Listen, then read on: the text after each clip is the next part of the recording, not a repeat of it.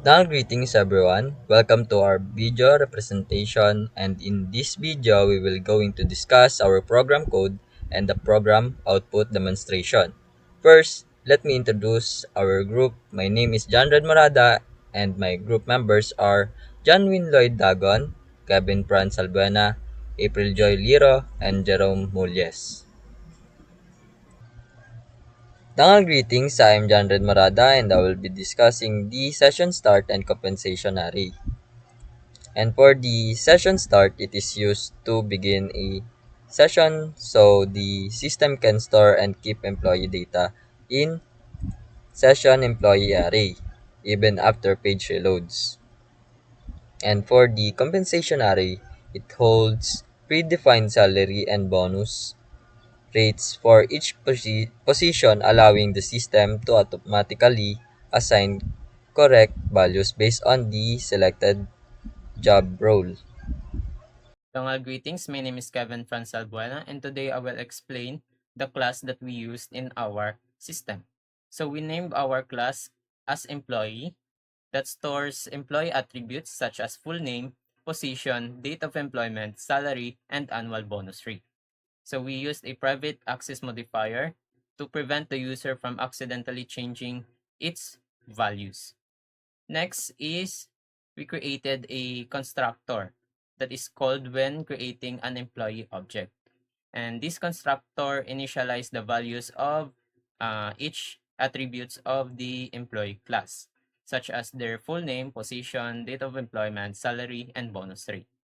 Next is we created some getter methods that retrieves employee attributes. So for example, we have here the get full name, which returns the full name of the employee, the get position that returns the position of the employee, get date of employment, which returns the date of employment, get salary, which returns the salary of the employee, and as well as the get bonus rates, which returns the bonus rate of the employee.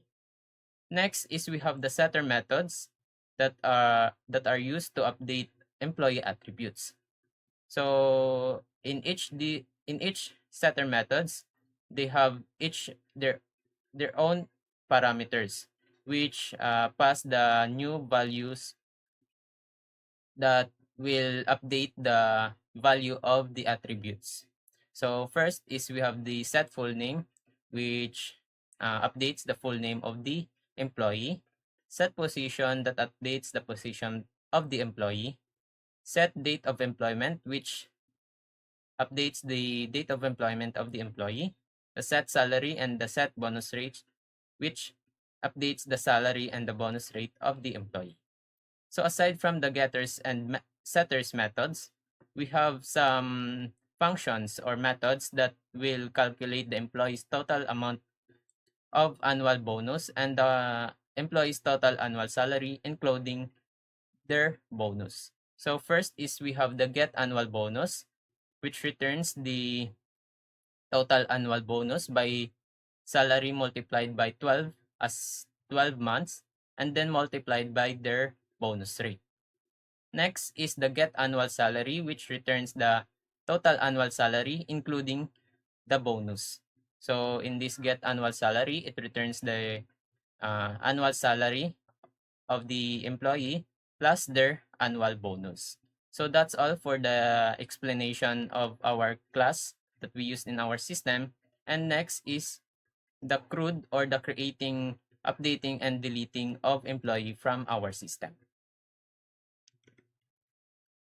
Daniel, greetings. My name is April Joy Deliro, and I'm going to discuss the update index and the delete index. So here at the update index, we use this as a part to identify which employee should be updated or which employee should I update. So here, when you click the save button, the system uses this index to find the correct employee in the session array and update their details. So when it comes to the delete index, this is used to identify which employee will be deleted. So here, when you click the delete, the system uses this index to remove a specific employee from the array. So in short, it's like Which employee should I remove or should I delete? Dangal greetings, I'm John Winded Esdagon. I'll be discussing the function adding employee to our system. So first is we created a form with the method post. So the importance of the post is when we retrieve or add retrieve a data, it will not be displayed on the URL. The data will not be displayed on the URL of that page. So first we created a field set with a legend H2 employee management system, and then we have a paragraph A or P which is with a class error, and this will display or echo the variable error. If there is this variable error either have a blank data or contains a error message if a error was found during adding employee. So first is we have a filter for our full name, which is input type, which is type text, which means it's a text field, and then we have a name equal full name. So the importance of this name, which is this will help us to retrieve the specific input field that we want to retrieve using the name the name. Next is the for our position, which is this is a selection type, since the user can select a position, not input or type the specific position. And similar to the text field, which is we have also a name, position, and then inside our selection you can see we have a we have a option select position. This option is disabled, only used to display or a default display the option. This will be the one that on the top when the user has not yet selected a position. But this selection was a disabled selected, which is it can't be selected. The user can select this option, and it has a value null or blank. And next is we have a option for manager, which has a value manager, developer value developer, designer value designer, intern value is intern. Next is for date of employment, and then we have a input type date, which is this input field has a format of a date, which is month, day, and year. You can type the specific date manually or select it on a date UI, which is located beside this field. When you click it, it will show a calendar format, and then you can find and then select the specific date the user want to enter. Next is we have a button type submit, and then so it also have a name, which add employee, which means this will be used to confirm or check if this button was really selected now or click in the system. So first, our next is now let's go to the function of this add employee. So just as I mentioned before, we have a error this is the variable that will echo when a error was found during add employee, which is the variable error using dollar sign. Then it has no value yet since we have not found a error during submission. Now this is where the add employee or the button add employee gonna happen. So first check if the request method is equal to post. Just as I said before, post is very helpful since it will not be display the data retrieved in the URL of the page. Next is check if the add employee button was clicked, and if it's clicked, all of this inside of the function will be run. First is retrieving and sanitize form inputs. First is we're gonna retrieve the input field that has a name, full name, which is this field as I mentioned before, this one. And once it was retrieved, we're gonna trim it, which means removing spaces. And the next is the position. We're gonna retrieve it if the position has there is no selected position on the selected options, it's gonna save as a blank or null value. And then date employment, which is equal to retrieving the value from date of employment input fields, error fields. And then next is validate required fields. If the full name is empty, or position is empty, or the date of employment is empty, the error variable will store or contains the please fill in all fields. And if this happens, the error that will be displayed here or echo will contains this, which is this please fill in all fields. But if not, it will remain blank or null. Else else is, which is we're gonna get the salary and bonus rate of employee based on his or her position. Using the associative array compensation, we're gonna use the position, variable position as a main key and the inner key salary, which means it will find the specific salary of this specific position. And once found, it will be stored in the variable salary. And then similar to that is the bonus rate, then the associative array, and then the position. But instead of salary, we're gonna use the inner key bonus rate since we are looking for the bonus rate of this position.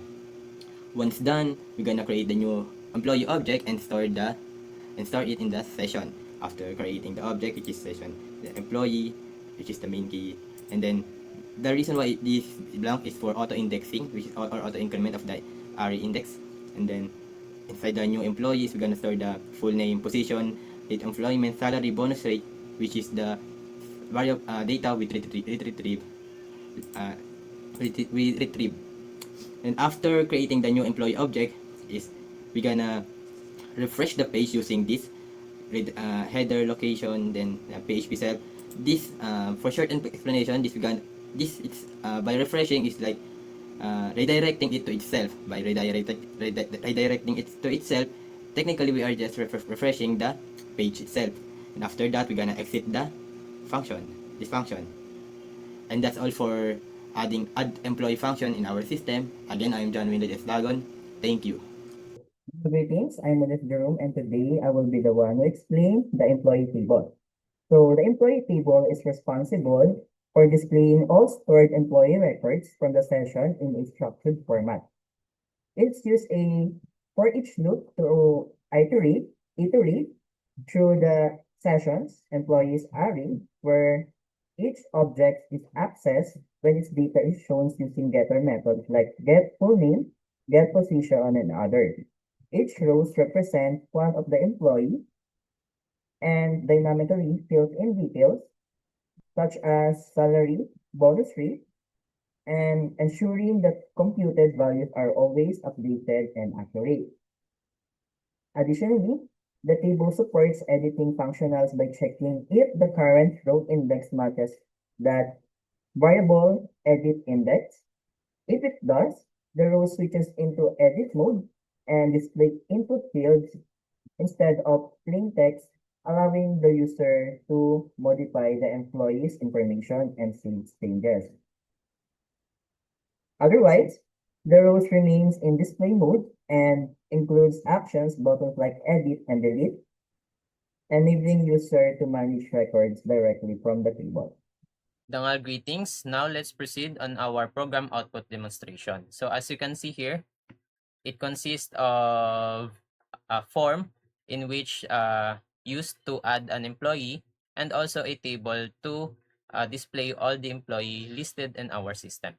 So first, if the user accidentally or click the button without inputting any details or they input a missing field, it will show an error message or a warning message that says, please fill in all fields. So let's continue in adding a employee details. So for example, we put Juan de la Cruz as a new employee and their position is a designer and their employment date. And as we click the add employee, it automatically adds to the table the new employee. So here we can see their full name of each employees, their position, their date of employment, their salary, monthly salary, their annual bonus rate, the annual bonus, and the annual salary. And here we have a column for actions in which the user can edit their the specific employee details as well as they can delete also from the system. So let's proceed in editing an employee. So if the user click the edit button, it makes the row an input fields in which the user can easily update or edit the details of each employees. So here we can see that we can edit the full name of the employee. So let's try to update their name and also select their new position and the date of their employment. So as the user click the save, it also automatically changes their monthly salary. And their monthly salary is also based on their position. So as you can see here, if the employee position is a manager, their monthly salary is 7,000 pesos and their annual bonus rate is 20%. If they are a developer, their monthly salary is 5,000 pesos and their annual bonus rate is 10%. Next, if they are a designer, their monthly salary is 4,000 pesos and their annual bonus rate is 5%. And lastly, if they are an intern, their monthly salary is 2,000 pesos and their annual bonus rate is 0%. So lastly, for the program output is the user can also delete an employee from the system or the table. So if the user click the delete button, it will just delete the employee from the table as well as the system. So if we click again, it just deletes the selected employee. So that's all for the demonstration of our program output. Thank you.